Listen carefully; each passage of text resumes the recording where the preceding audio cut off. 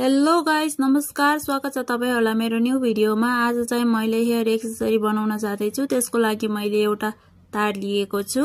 तारको बीचबाट फन घुमाएर यति जति गोलो राखेर एकछिन यसलाई साइडमा राखौं। अनि त्यो तार भन्दा हल्का अलि मसिनो तार लिएको छु। अनि त्यसमा अफ व्हाइट कलरको पोतेलाई मैले त्यो तारमा 8 वटा जति राखे। अनि त्यसपछि एक साइडमा अलिकति बान्ने ठाउँ छोडेर अनि बीचमा एउटा एउटा गेडा लिएर मैले यसरी बटारे।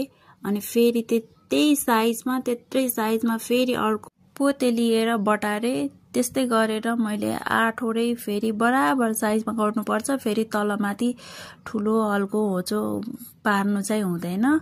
यसरी सबै बराबर गरेर बटारिसकेपछि चाहिँ फेरि त्यसलाई दुईटा टुप्पाहरू मजाले समाउने। अनि फेरि दुईटा टुप्पालाई नि फन 3-4 चोटी बटारिदिने। हेर्न सक्नुहुन्छ यसरी मैले बटारेको छु। अनि हेर्न सक्नुहुन्छ यस्तो बन्छ। अनि फेरि मैले व्हाइट कलरको तारमा व्हाइट कलरको मोतीलाई राखे।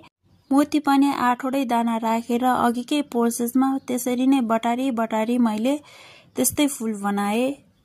तपाईहरुलाई कस्तो लाग्छ मेरो भिडियो कमेन्टमा आएर भन्नुहोला। र भिडियोलाई एक लाइक र च्यानललाई सब्स्क्राइब गर्न चाहिँ नबिर्सिनु होला। तपाईको एक लाइकले मलाई फेरि अर्को भिडियो बनाउने जागर ऊर्जा सबै पलाएर आउँछ। प्लिज एउटा लाइक गर्न चाहिँ नबिर्सिनु होला। र यही प्रोसेसमा सबै फूलहरु बनेर रेडी भइसकेका छन्। अब चाहिँ मैले अघिको यो बटारेको अलि मोटो खाले तार लिएको छु। अनि यस्तो पोतेवाला फूल राखे माथिमा फर्स्टमा। अनि त्यसपछि फेरि मैले अर्को पनि पोतेको नै फूल राखे साइडमा गरेर 3टा चाहिँ मैले माथि र फर्स्ट यताउता गरेर चाहिँ 3टा वाला चाहिँ मैले पोतेको फूल राखे। 3टा पोतेको फूल राखिसकेपछि फेरि मैले मोतीको फूल राखे। यसरी नै मिलाई स्टेप गरेर घरि पोते घरि मोती गर्दै राख्दै जाने। अनि पछाडिपट्टि पनि बटार्दै जानुपर्छ। अलि राम्ररी बटार्नुपर्छ। फेरि सानो त्यो तारको टुप्पाहरू निस्क्यो भने फेरि कपालमा अड्किन्छ। सो ननिस्क्योस् भनेर मिलाई बटार्नु पर्दछ। स्टेप गरेर राखिसकेपछि चाहिँ हाम्रो हेयर एक्सेसरी बनेर रेडी हुन्छ। हेर्न सक्नुहुन्छ मेरो आधा चाहिँ फिनिश भइसकेको छ। तपाईहरु पनि एकचोटी ट्राई गर्नु होला।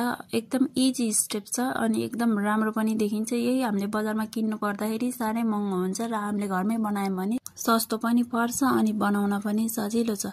सो यति भइसकेपछि चाहिँ पछाडिपट्टि 2टा जति फूल पछाडि फर्काएर राख्नुपर्छ। किनकि पछाडि फेरि तलपट्टि क्लिप अड्काउने भाग देखिन्छ। सो त्यही भएर यसरी पछाडि फर्काएर राख्ने। अनि त्यो तार पनि त्यसलाई दुई चोटी घुमाएर पछाडि फेरि त्यही तारमा घुमाइदिने।